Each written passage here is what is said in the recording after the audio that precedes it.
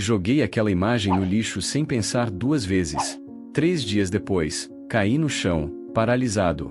Mas foi justamente ela, a quem eu mais desprezei, que apareceu quando ninguém mais veio. Se inscreva no canal para acompanhar outras vidas que foram libertadas pela fé. Meu nome é Ronaldo, e eu peguei a imagem de Nossa Senhora que minha mãe deixou na estante da sala, olhei bem nos olhos dela e falei: "Você não manda nada aqui." Depois joguei ela direto no lixo, na frente da minha esposa Márcia e dos meus filhos. Era uma tarde de sábado, daquelas que o sol entra pela janela da sala e ilumina tudo com uma luz dourada e quente.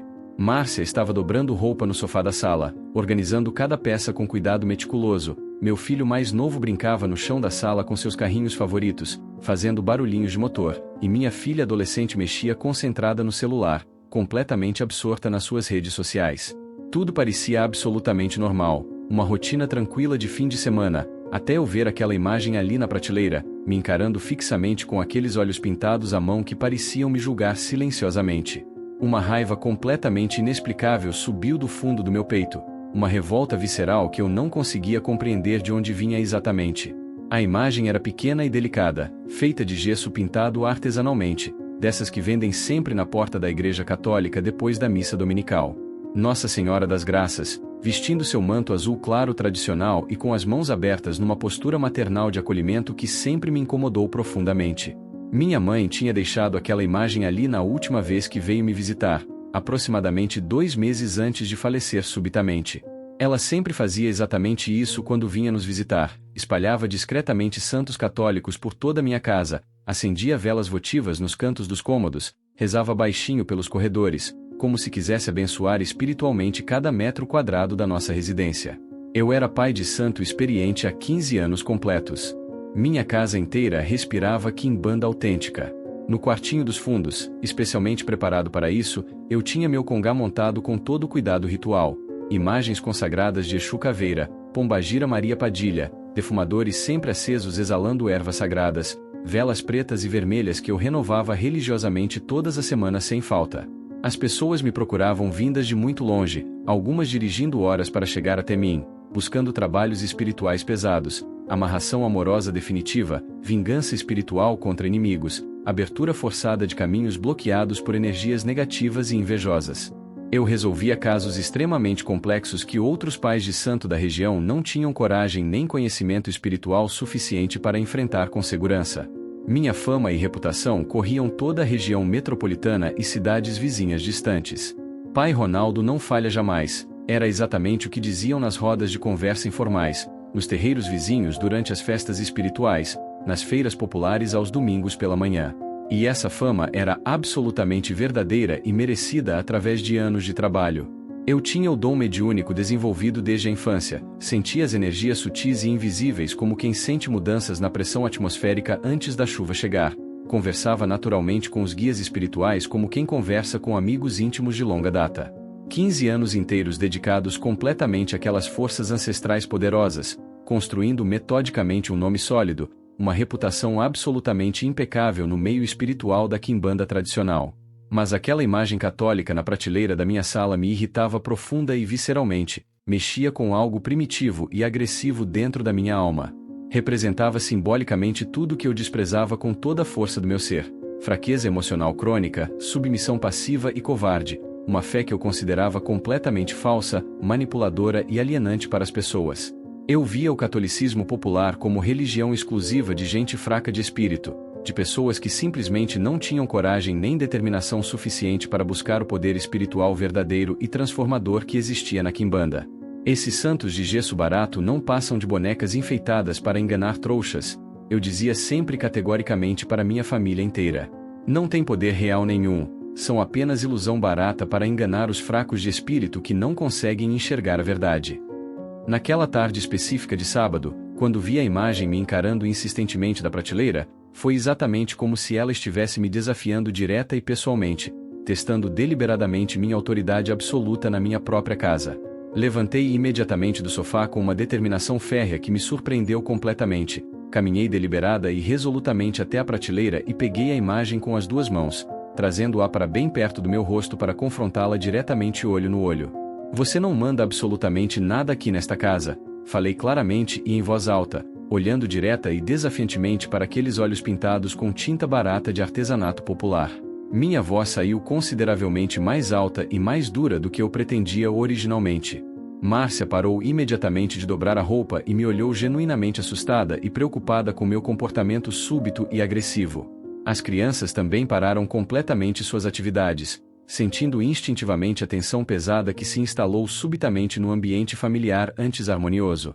Ronaldo, mas o que exatamente você está fazendo com a imagem da sua mãe? Márcia perguntou com preocupação visível, levantando-se rapidamente do sofá com expressão visivelmente alarmada e confusa. Eu simplesmente não respondi à pergunta preocupada dela. Caminhei determinadamente direto para a cozinha, abri a lixeira plástica com força completamente desnecessária e joguei a imagem lá dentro sem qualquer cerimônia ou respeito pela memória da minha mãe. O barulho seco e definitivo do gesso batendo violentamente no fundo da lata ecoou por toda a casa como um tiro de pistola disparado no silêncio. Fechei a tampa com um movimento brusco e desnecessariamente agressivo e voltei calmamente para a sala, limpando as mãos na calça como quem acabou de se livrar definitivamente de algo sujo e contaminante. Pronto e acabado, falei com satisfação fingida mas convincente, problema resolvido de uma vez por todas e para sempre. Márcia estava visivelmente pálida, com as mãos tremendo ligeira mas perceptivelmente de choque e incredulidade. Ronaldo, mas essa imagem era da sua própria mãe que morreu recentemente. Como você pode fazer uma coisa dessas com a memória sagrada dela? Ela deixou isso aqui como lembrança.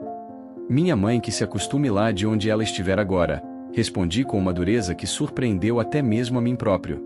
Aqui nesta casa quem manda absoluta e inquestionavelmente sou eu, e eu não aceito jamais esse tipo de coisa católica no meu espaço sagrado pessoal. Minha filha me olhou com uma expressão que eu nunca tinha visto antes nos 15 anos de vida dela. Uma mistura perturbadora de medo genuíno e decepção profundamente dolorosa. Meu filho pequeno não conseguia entender exatamente o que tinha acontecido ali naquela tarde, mas sentia perfeitamente o clima pesado e tenso que se instalou na casa como uma nuvem escura e ameaçadora. O restante da tarde passou em silêncio absolutamente constrangedor e pesado.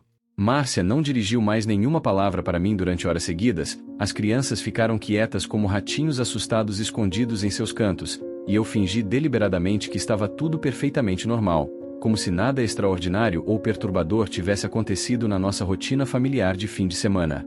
À noite, quando finalmente fomos para a cama, senti que o ambiente da casa havia mudado completamente. Era como se uma sombra invisível tivesse se instalado entre nós. Márcia deitou do seu lado da cama e fingiu dormir, mas eu sabia que ela estava acordada, pensando no que havia acontecido. Eu mesmo não conseguia pegar no sono. Uma sensação estranha começou a crescer no meu peito. Não era arrependimento, mas uma inquietação que eu não conseguia explicar. Era como se eu tivesse ultrapassado algum limite invisível que não deveria ter sido cruzado. Na segunda-feira seguinte, voltei à minha rotina espiritual completamente normal como se nada tivesse acontecido. Dona Carmen foi pontualmente minha primeira cliente da semana, uma mulher de aproximadamente 50 anos bem vividos, casada há 25 anos, que tinha descoberto recentemente e dolorosamente que o marido estava tendo um caso extraconjugal secreto com uma mulher consideravelmente mais jovem do bairro. Ela queria desesperadamente um trabalho de amarração bem forte e definitivo, daqueles que fazem a pessoa perder completamente o juízo e a razão por quem mandou fazer o trabalho espiritual. Pai Ronaldo, ela disse com os olhos vermelhos e completamente inchados de tanto chorar durante noites seguidas, eu simplesmente não posso perder meu marido de jeito nenhum. Somos uma família estruturada há décadas, temos filhos adolescentes estudando, uma vida inteira construída juntos tijolo por tijolo. Essa mulher tem que sair definitiva e permanentemente da vida dele, custe o que custar. Enquanto ela falava, eu analisava mentalmente o caso. Era uma situação comum no meu trabalho, marido de meia idade se envolvendo com mulher mais nova, deixando a esposa e os filhos em desespero. Eu já havia resolvido dezenas de casos similares com sucesso absoluto. O trabalho seria forte, envolveria Pombagira Maria Padilha para confundir a cabeça da outra mulher e Exu Caveira para amarrar definitivamente o homem à esposa. Pode deixar absolutamente tudo comigo, Dona Carmen. Falei com a confiança absoluta e inabalável de quem nunca tinha falhado sequer uma vez em 15 anos completos de trabalho espiritual intenso. Em exatamente 15 dias corridos, seu marido vai estar batendo na sua porta, pedindo perdão de joelhos e implorando desesperadamente para voltar para casa e para sua vida. Expliquei detalhadamente o procedimento que seria realizado, os materiais necessários, as oferendas que teriam que ser preparadas, o valor do trabalho e os cuidados que ela deveria ter durante o período de 15 dias. Dona Carmen concordou com tudo sem hesitar, desesperada para resolver sua situação matrimonial. Preparei meticulosa e cuidadosamente o ambiente sagrado, acendi as velas na sequência ritualística específica e tradicional da quimbanda. Chamei respeitosa e adequadamente Exu Caveira para trabalhar comigo naquele caso particular e delicado. A incorporação foi intensa e profundamente transformadora, exatamente como sempre havia sido durante todos esses anos de prática. Senti a energia familiar tomar conta do meu corpo, a voz mudando, os movimentos se tornando diferentes. Durante quase 2 horas trabalhei no caso de Dona Carmen, tecendo as ligações espirituais necessárias, direcionando as forças para o objetivo desejado. Quando finalmente voltei ao meu estado normal de consciência, estava completamente satisfeito e absolutamente confiante no resultado. O trabalho estava perfeitamente executado segundo todas as regras ancestrais. Nos dias que se seguiram naturalmente, outros clientes apareceram regularmente na minha agenda lotada.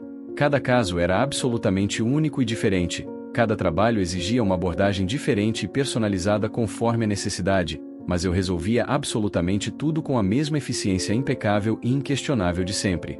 Era exatamente assim que eu gostava de viver plenamente, no comando total e absoluto da situação, sendo constantemente procurado e respeitado por pessoas que simplesmente não conseguiam encontrar solução adequada em lugar nenhum da região. Márcia continuava visivelmente estranha e distante comigo desde o episódio traumático da imagem católica jogada no lixo. Durante os jantares, ela falava pouco, evitava me olhar nos olhos, servia a comida mecanicamente como se estivesse cumprindo uma obrigação. As crianças também andavam mais quietas que o normal, como se caminhassem sobre ovos para não despertar minha raiva novamente. Numa quinta-feira à noite, durante o jantar em família, minha filha finalmente reuniu coragem suficiente para falar alguma coisa sobre o assunto delicado que estava incomodando toda a família há dias. Pai, por que exatamente você jogou a imagem da vovó no lixo daquele jeito tão agressivo e desrespeitoso? A pergunta direta e corajosa me pegou completamente desprevenido e despreparado para responder. Parei imediatamente de mastigar e olhei fixamente para ela com severidade crescente. Ela tinha 15 anos, estava numa idade naturalmente rebelde de questionar absolutamente tudo que os adultos faziam, mas sempre havia respeitado profunda e genuinamente minha religião e todas minhas escolhas espirituais pessoais sem questionamentos incômodos. Por que aquela imagem simplesmente não pertence de forma alguma à nossa casa? Respondi tentando manter a calma e o controle emocional diante da família reunida. Aqui nós seguimos outra religião completamente diferente, você sabe muito bem disso há anos. Mas era da vovó que já morreu e não pode mais se defender, ela insistiu corajosa e determinadamente, com lágrimas começando a se formar nos olhos. Era apenas uma lembrança carinhosa dela, não estava fazendo mal para ninguém nesta casa. A vovó era uma pessoa boa. Senti exatamente a mesma raiva inexplicável subir novamente no meu peito como lava vulcânica pronta para explodir. Era como se alguma coisa dentro de mim não suportasse ser questionado ou contrariado, especialmente sobre assuntos espirituais. Escuta aqui uma coisa muito importante, mocinha. Nesta casa, quem toma todas as decisões importantes sou eu e exclusivamente eu. Sua avó era uma pessoa boa no coração, mas estava completamente equivocada sobre religião e espiritualidade. Eu não vou aceitar jamais símbolos de outras crenças no meu espaço sagrado pessoal. Márcia me lançou um olhar severo e reprovador carregado de tristeza e desaprovação. Ronaldo, não precisa falar desse jeito agressivo com a menina. Ela só fez uma pergunta inocente sobre a avó que amava muito. Preciso sim falar assim. Explode perdendo completamente o controle emocional na frente da família inteira. Aqui todos vocês vão aprender a respeitar minhas decisões sem questionamentos desnecessários. Eu sustento esta casa inteira com meu trabalho duro, eu protejo esta família espiritualmente com meus conhecimentos, e absolutamente ninguém vai me questionar sobre minhas escolhas religiosas. O jantar terminou em silêncio sepulcral e constrangedor. Minha filha subiu correndo para o quarto com os olhos completamente cheios de lágrimas amargas de decepção e mágoa. Meu filho pequeno ficou visivelmente assustado com meu tom de voz alterado e agressivo, se escondendo atrás da cadeira da mãe. Márcia recolheu os pratos da mesa sem falar absolutamente nada, mas eu sentia perfeitamente a tensão elétrica e pesada que pairava no ar da casa. Mais tarde naquela mesma noite, no meu quarto de trabalho espiritual, acendi uma vela especial para Exu Caveira e pedi proteção redobrada para minha família contra influências negativas externas. Senti claramente que havia energias negativas e perturbadoras tentando entrar na minha casa, provavelmente por causa daquela imagem católica contaminada que minha mãe tinha trazido e que havia permanecido ali durante meses.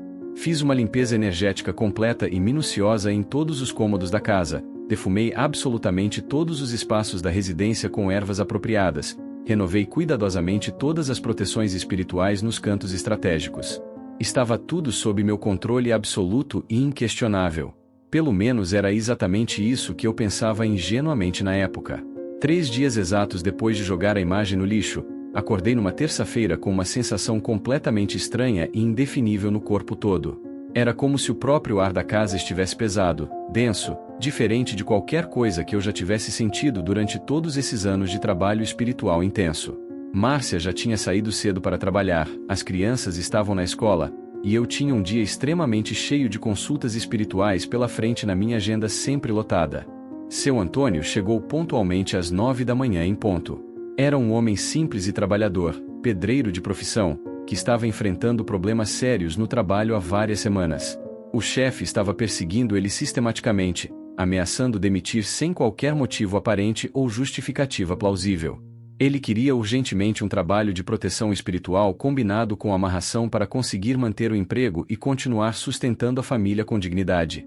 Comecei a preparar cuidadosamente o ambiente para a incorporação ritualística como sempre fazia há 15 anos. Acendi os defumadores na sequência correta e tradicional, risquei os pontos sagrados na pemba branca, posicionei as oferendas nos locais espiritualmente apropriados segundo os ensinamentos ancestrais. Seu Antônio ficou respeitosamente sentado na cadeira, aguardando pacientemente o início do trabalho espiritual que mudaria sua vida profissional. Fechei os olhos e comecei a chamar concentradamente meu guia principal como sempre fazia há 15 anos. Exu Caveira, venha trabalhar comigo neste momento. Preciso urgentemente da sua força espiritual para resolver este caso específico e importante. Senti a energia familiar começar a se mover ao meu redor, a vibração conhecida que sempre antecedia a incorporação espiritual. Mas desta vez específica, algo estava completamente diferente e perturbador. Uma dor aguda e penetrante atravessou minha cabeça como uma lança de fogo ardente. Não era absolutamente nada parecido com a sensação normal e conhecida da incorporação espiritual que eu experimentava há anos. Era algo violento, inesperado, que me fez cambalear perigosamente. Tentei me recompor com força de vontade, respirar fundo e devagar, continuar o processo ritualístico. Talvez fosse apenas um mal-estar passageiro sem importância maior. Exu Caveira, eu preciso urgentemente do senhor aqui comigo, insisti desesperadamente, forçando a concentração apesar da dor latejante e insuportável na têmpora direita. A dor se intensificou drasticamente. Era como se alguém estivesse apertando minha cabeça numa morsa de metal. Senti as pernas amolecerem completamente, a visão começar a embaçar de forma assustadora. Seu Antônio me olhava extremamente preocupado, mas sua voz chegava até mim como se viesse de muito longe, distorcida e ecoante. Pai Ronaldo, o senhor está bem? O que está acontecendo aqui? Tentei desesperadamente responder alguma coisa, mas as palavras saíram estranhas, pastosas, incompreensíveis. O lado direito do meu rosto estava formigando intensamente, e uma sensação terrível de dormência começou a se espalhar rapidamente pelo meu braço direito. Ainda tentei me agarrar desesperadamente na mesa do congá, mas meu braço simplesmente não obedecia mais aos comandos urgentes do meu cérebro. Caí pesadamente no chão como um saco de cimento. Lembro vividamente da sensação aterrorizante de estar despencando no vazio, do barulho ensurdecedor das velas se espatifando no chão de cerâmica, do grito absolutamente apavorado de seu Antônio ecoando por toda a casa. Lembro perfeitamente do gosto metálico e enjoativo de sangue na minha boca, da saliva que escorria incontrolavelmente pelo canto dos lábios sem que eu conseguisse fazer absolutamente nada para impedir. Lembro do cheiro de cera derretida se misturando com o incenso que ainda queimava, criando uma atmosfera surreal. Socorro! Alguém me ajuda aqui urgentemente! Ouvi seu Antônio gritar desesperadamente para os vizinhos. Os vizinhos chegaram rapidamente. Dona Rosa, que morava na casa ao lado há anos, entrou correndo. Ela me conhecia há muito tempo, sabia que eu era pai de santo respeitado na região, mas naquele momento só via um homem de 42 anos caído no chão, babando e com metade do rosto completamente paralisado. Chama a ambulância rapidamente, ela gritou apavorada.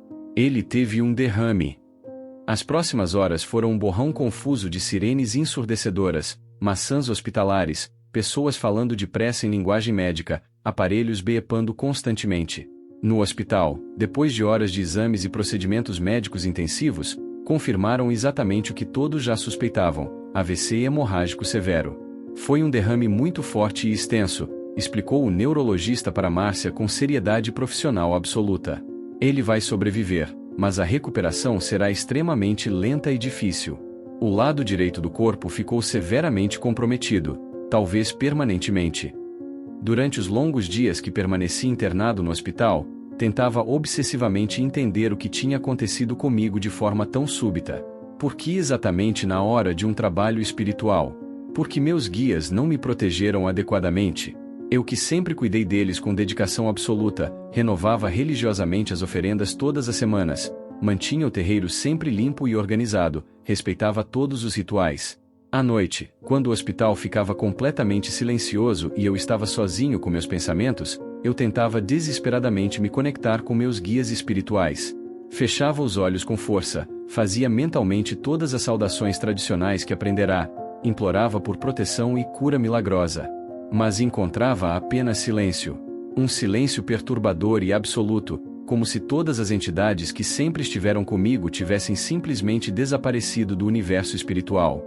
Era exatamente como se eu estivesse completamente sozinho no cosmos, pela primeira vez em 15 anos inteiros de prática espiritual. Exu Caveira, onde você está? Sussurrava no escuro do quarto hospitalar. Pombagira Maria Padilha, eu preciso de vocês agora. Mas nada. Era como gritar num vazio absoluto. 2 semanas depois, recebi a alta do hospital numa cadeira de rodas humilhante. A casa que eu deixei como um homem forte, respeitado e poderoso espiritualmente, agora recebia um inválido patético que mal conseguia segurar um copo d'água direito. Meu terreiro ficou definitivamente fechado, as oferendas apodreceram completamente, exalando um cheiro pútrido, os clientes desapareceram como fumaça ao vento. Márcia precisou dobrar drasticamente a carga de trabalho para compensar a renda perdida.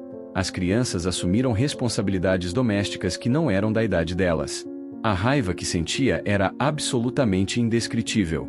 Não era apenas raiva da situação física, mas uma revolta profunda contra o abandono espiritual que experimentava. Por que vocês fizeram exatamente isso comigo? Gritava sozinho no quarto durante as tardes vazias. 15 anos inteiros eu dediquei. Construí um terreiro, mantive as tradições, ajudei centenas de pessoas. Por que me abandonaram covardemente na hora que mais precisei? Apenas silêncio ensurdecedor como resposta. Um silêncio que me deixava ainda mais revoltado. O dinheiro acabou completamente no 3º mês após o derrame. A conta de luz chegou com aviso de corte, o cartão de crédito estourou o limite, e não tínhamos mais como comprar os remédios necessários para minha recuperação. Ronaldo, vai ter que vender todas as coisas do terreiro, Márcia disse numa noite com lágrimas nos olhos cansados. As imagens, os apetrechos, tudo. A gente precisa desesperadamente do dinheiro para sobreviver. A sugestão me acertou como um soco no estômago. Vender os objetos sagrados era como vender minha própria alma, minha identidade construída durante 15 anos. Nem pense nisso. Essas coisas são sagradas. Sagradas? Ela explodiu com uma raiva contida há meses. Ronaldo, abre o olho para a realidade. Onde estão esses guias sagrados agora? Cadê a proteção que eles te davam? Cadê todo o poder que você tanto falava? Eles te abandonaram quando você mais precisou. Suas palavras me acertaram em cheio porque eram absolutamente verdadeiras e dolorosas. Numa madrugada de desespero absoluto, consegui me arrastar penosamente da cama para a cadeira de rodas e fui até o terreiro completamente abandonado. O lugar estava irreconhecível, teias de aranha se espalhavam pelos cantos, as oferendas haviam criado fungos nojentos, um cheiro azedo e pútrido tomava conta do ambiente. Posicionei minha cadeira exatamente no centro do quarto e comecei a gritar com toda a força que ainda restava em mim. Por que fizeram isso comigo? Eu era completamente fiel. Cumpria todos os rituais. Respeitava todas as tradições. O silêncio que se seguiu foi absolutamente ensurdecedor. Nem mesmo o eco da minha voz parecia querer permanecer naquele lugar. Eu não aguento mais, sussurrei com voz quebrada pela emoção e pela desesperança. Não aguento ser um peso morto na vida da minha família. Não aguento ver Márcia trabalhando feito condenada por minha causa. Pela primeira vez na vida inteira, admiti minha impotência completa e total diante do universo. Se existe alguma força maior que eu não conheço, falei com voz tremula e cheia de vergonha, me ajuda por favor. Eu não aguento mais esta situação. Minha família não merece passar por isso por minha causa. Era um pedido absolutamente desesperado de alguém que nunca havia pedido ajuda para ninguém durante toda a vida. Durante 15 anos, eu fui procurado para resolver problemas alheios. Agora, pela primeira vez, eu mesmo precisava de ajuda e não sabia a quem recorrer. O silêncio continuou, mas havia algo sutilmente diferente nele, como se alguém realmente estivesse ouvindo pela primeira vez em meses. Voltei para o quarto exausto, emocionalmente destroçado. Transferi-me da cadeira para a cama com dificuldade e fechei os olhos, sem esperança de que algo realmente mudasse. Mas no fundo do meu coração, havia uma pequena sensação diferente. Como se eu tivesse plantado uma semente em solo fértil, mesmo sem saber. A resposta viria de uma forma que eu jamais poderia imaginar. Acordei numa manhã de sexta-feira com uma sensação completamente estranha. Não era dor nem desconforto físico, era algo diferente, como se alguma coisa fundamental tivesse mudado durante o sono. Tentei mexer os dedos da mão direita, como fazia todas as manhãs para verificar se havia alguma melhora, e para minha surpresa absoluta, consegui movê-los levemente.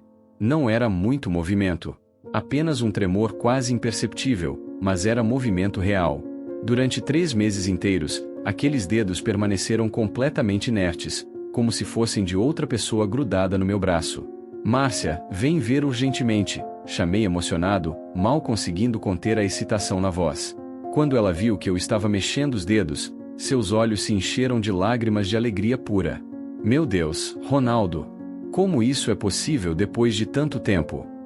O mais estranho de tudo foi o sonho vívido que tive durante a noite.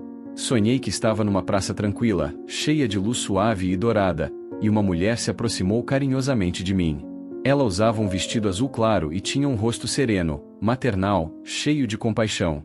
Não falou muito, apenas se ajoelhou ao meu lado, pegou minha mão direita paralisada entre suas mãos quentes e disse com ternura infinita: "Eu nunca te abandonei, meu filho querido." Quando acordei, ainda sentia fisicamente o calor reconfortante daquelas mãos sobre minha. Era uma sensação real, não apenas uma lembrança vaga de sonho. Durante o dia, outras pequenas melhorias apareceram progressivamente. Consegui levantar o braço direito alguns centímetros, coisa que não fazia desde o derrame. Minha perna direita respondeu melhor durante a sessão de fisioterapia da tarde. A própria fisioterapeuta ficou completamente impressionada com o progresso súbito e inexplicável. Em 20 anos de profissão, nunca vi uma recuperação tão rápida depois de tanto tempo parado, ela comentou, verificando cuidadosamente meus reflexos. Que tipo de tratamento diferente você está fazendo? Não soube o que responder. Não estava fazendo nada diferente medicamente, a não ser aquela oração desesperada da noite anterior. Será que tinha alguma conexão real? Será que alguém realmente tinha ouvido meu pedido de socorro? Durante os dias seguintes, as melhorias continuaram de forma consistente, mas gradual. Cada manhã trazia uma pequena vitória, mais movimento no braço, melhor coordenação na perna, maior clareza na fala. Eram progressos pequenos, mas constantes, como se alguém estivesse ajustando meu corpo aos poucos, com cuidado e paciência infinita. Márcia estava radiante com minha recuperação. Pela primeira vez em meses, ela voltou a sorrir de verdade, a ter esperança de que nossa vida poderia voltar ao normal. As crianças também notaram as mudanças e ficaram animadas vendo o pai melhorar a cada dia. Mas junto com a melhora física inexplicável, veio uma inquietação espiritual profunda que eu não sabia como lidar. Tentei algumas vezes voltar ao terreiro abandonado, fazer contato com meus guias antigos, agradecer pela recuperação que estava acontecendo. Mas toda vez que entrava naquele quarto, sentia um mal-estar terrível, como se não pertencesse mais àquele lugar. As imagens dos orixás que antes me transmitiam força e poder agora pareciam vazias, sem vida. Os pontos riscados na parede, que antes vibravam energia, agora eram apenas rabiscos de giz sem significado. O ambiente que foi minha fonte de poder por 15 anos agora me causava estranheza e até repulsa. Uma tarde, quando estava sozinho em casa fazendo os exercícios de fisioterapia, resolvi tentar uma experiência. Fechei os olhos e, em vez de chamar pelos guias antigos, fiz o mesmo pedido desesperado da semana anterior. Se tem alguém me ajudando a melhorar, falei baixinho, eu quero agradecer do fundo do coração. Não sei quem você é, mas sinto que não estou passando por isso sozinho. Imediatamente, senti aquela paz estranha e reconfortante que havia experimentado no sonho. Não era a vibração intensa e às vezes perturbadora das incorporações que eu conhecia há anos.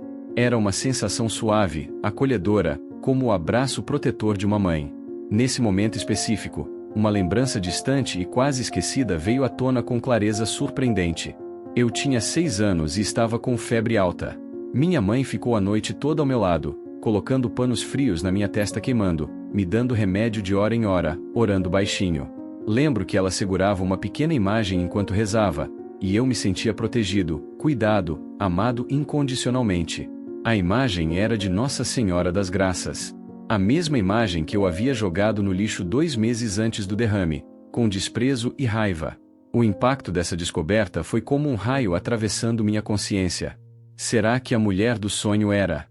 Não, não podia ser. Eu havia desprezado aquela devoção a vida toda, considerado ela uma superstição de pessoas fracas e ignorantes. Como ela poderia estar me ajudando justamente agora, depois de eu ter jogado sua imagem no lixo?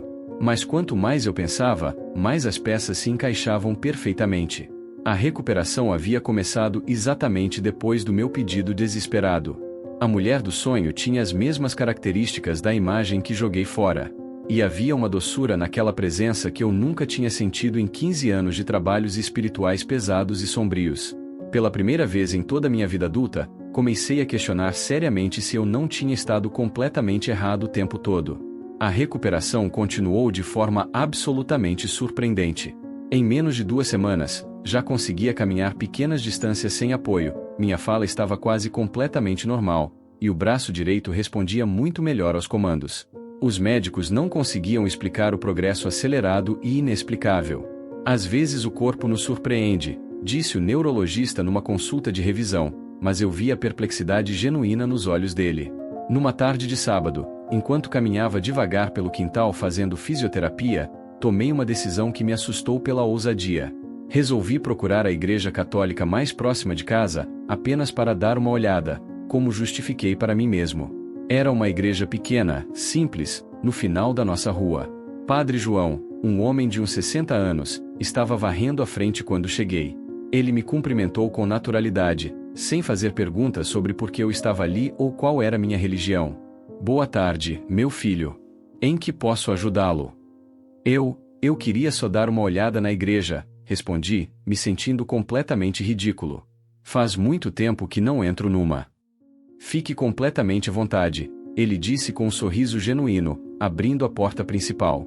A casa de Deus está sempre aberta para todos. Entrei devagar, ainda meio receoso e desconfiado. O ambiente era completamente diferente do meu terreiro abandonado. Não havia a vibração intensa que eu conhecia, nem aquela sensação de poder circulando pelo ar. Havia apenas uma paz profunda, um silêncio acolhedor que me acalmava apenas por estar ali. No altar, havia uma imagem grande de Nossa Senhora das Graças. Era exatamente igual àquela que eu tinha jogado no lixo, mas em tamanho maior e mais bonita. Olhei para ela e senti exatamente o mesmo calor no peito que havia sentido nos sonhos. Sentei num banco da frente e fiquei ali por quase 1 hora, apenas observando e sentindo. Não rezei, não fiz nenhum pedido específico. Apenas permaneci em silêncio, sentindo uma conexão que não conseguia explicar racionalmente, mas que era profundamente real. Quando saí da igreja, sabia que algo fundamental havia mudado dentro de mim para sempre. Não sabia ainda exatamente o que fazer com essa descoberta, mas tinha absoluta certeza de que não conseguiria mais ignorá-la. A mulher dos meus sonhos tinha um nome, uma história, e uma presença real na vida de milhões de pessoas. Ela não era apenas uma figura da minha imaginação perturbada pelo derrame. Era Nossa Senhora, a mãe que intercede pelos filhos mesmo quando eles a rejeitam com violência. E pela primeira vez em 15 anos inteiros, eu me senti verdadeiramente em casa num ambiente espiritual. A visita à igreja se tornou um hábito diário irresistível. Todos os dias, pela manhã, depois dos exercícios de fisioterapia, eu caminhava devagar até lá e ficava 1 hora sentado em silêncio contemplativo. Padre João nunca me incomodou com perguntas inconvenientes, apenas cumprimentava cordialmente e deixava eu ficar completamente à vontade. Era como se ele intuísse que eu precisava de tempo para processar internamente o que estava acontecendo. Durante as tardes na igreja, comecei gradualmente a conversar com Padre João sobre minhas dúvidas existenciais e espirituais. Ele era um homem simples, sem grandes conhecimentos teológicos acadêmicos, mas tinha uma sabedoria prática e humana que me impressionava profundamente. Nunca me julgou pelo meu passado no terreiro, nunca falou mal das outras religiões ou crenças. Apenas me ajudava pacientemente a entender o que estava acontecendo comigo. Padre, eu fiz muita coisa errada na minha vida espiritual, confessei numa tarde de terça-feira, com a voz carregada de arrependimento. Desprezei a fé da minha mãe, joguei a imagem de Nossa Senhora no lixo, ensinei meus filhos a não respeitarem o catolicismo. Como posso pedir perdão por tudo isso? Ele me olhou com aqueles olhos bondosos que já haviam me tranquilizado tantas vezes. Meu filho querido, o perdão divino não é algo que você conquista fazendo penitências ou pagando preços. É um presente gratuito que já está disponível para você. Basta aceitar com humildade. Mas eu preciso fazer alguma coisa para compensar tantos anos de erro, insisti, sentindo o peso da culpa. Não posso simplesmente esquecer 15 anos de equívocos e orgulho espiritual. Você pode sim, ele respondeu com ternura, colocando a mão no meu ombro. O amor de Nossa Senhora é infinitamente maior do que todos os nossos erros e pecados. Ela não te salvou para te cobrar depois. Ela te salvou porque te ama incondicionalmente, simples assim. Aquelas palavras mexeram comigo mais profundamente do que qualquer incorporação espiritual que eu já havia experimentado. Durante 15 anos, vivi numa religião baseada em trocas comerciais. Eu oferecia algo aos guias, eles me davam poder em troca. Era uma relação utilitária, cheia de cobranças e exigências mútuas. Mas o que Padre João estava me explicando era completamente diferente. Era amor incondicional, sem contrapartidas, sem condições, sem cobranças futuras. 4 meses depois do derrame, tomei a decisão mais difícil e dolorosa da minha vida. Entrei no terreiro pela última vez como pai de santo. Não para trabalhar, mas para me despedir definitivamente daquela fase da minha existência. Olhei para cada imagem, para cada objeto que havia colecionado ao longo dos anos com tanto cuidado e devoção. Não senti raiva nem desprezo, apenas uma tristeza melancólica, como quem se despede de uma fase da vida que não volta mais. Sabia que aqueles guias haviam sido importantes no meu percurso espiritual, mesmo que agora eu entendesse que não era um caminho definitivo para a verdadeira paz. Obrigado por me acompanharem durante todos esses anos. Falei em voz baixa para as imagens silenciosas. Vocês fizeram parte da minha história. Mas agora eu encontrei onde realmente pertenço. Comecei a desmontar tudo com cuidado e respeito. Não joguei nada fora com desrespeito ou raiva. Apenas guardei cada peça numa caixa grande, pensando em doá-las para alguém que ainda seguisse aquele caminho espiritual. O quarto que por 15 anos foi meu templo pessoal voltou a ser apenas um cômodo vazio, mas limpo e claro. No lugar do congá, coloquei uma mesa simples com uma imagem nova de Nossa Senhora das Graças, igual àquela que havia jogado no lixo, mas ainda mais bonita. Comprei velas brancas, um terço de madeira, e alguns livros de oração que Padre João me recomendou. Era um ambiente completamente diferente, limpo, claro, acolhedor, pacífico. Naquela noite, chamei minha família para uma conversa séria e definitiva. Estava na hora de assumir publicamente a transformação que estava acontecendo comigo. Márcia, crianças, eu preciso pedir desculpas sinceras para todos vocês, comecei, com a voz embargada pela emoção. Durante todos esses anos, forcei vocês a aceitar minhas escolhas religiosas sem respeitar suas opiniões ou sentimentos. Proibi vocês de ter contato com outras formas de fé, especialmente com a religião da vovó que tanto amava vocês. Contei para eles sobre os sonhos, sobre a mulher de azul, sobre a recuperação inexplicável que começou depois do meu pedido desesperado. Falei sobre as visitas à igreja, sobre as conversas com Padre João, sobre a paz profunda que sentia quando estava naquele ambiente sagrado. A partir de hoje, esta casa vai ser diferente, anunciei. Se vocês quiserem, podemos frequentar a igreja juntos, como uma família normal e unida. Minha filha começou a chorar, mas não era tristeza. Era alívio puro. Pai, eu sempre quis conhecer melhor a religião da vovó, mas tinha medo de falar. Naquela noite, rezamos juntos pela primeira vez em 15 anos. Foi uma oração simples, espontânea, cheia de agradecimento sincero. E pela primeira vez em muito tempo, nossa casa se encheu de uma paz verdadeira e duradoura. 3 semanas depois, tomei outra decisão corajosa: confessar publicamente meu erro diante de toda a comunidade da igreja. Durante 15 anos desdenhei a fé católica. Quando chamei por meus guias espirituais, fui completamente abandonado. Então Nossa Senhora me salvou quando eu mais precisei. A comunidade me recebeu com abraços calorosos. Dona Rosa disse que sempre rezou por mim, mesmo sabendo que eu não acreditava. Hoje, 2 anos depois do derrame, trabalho meio período ajudando pessoas em transição espiritual. Família feliz, casa pacífica, Nossa Senhora das Graças na estante no lugar de honra. Sempre há tempo para recomeçar completamente.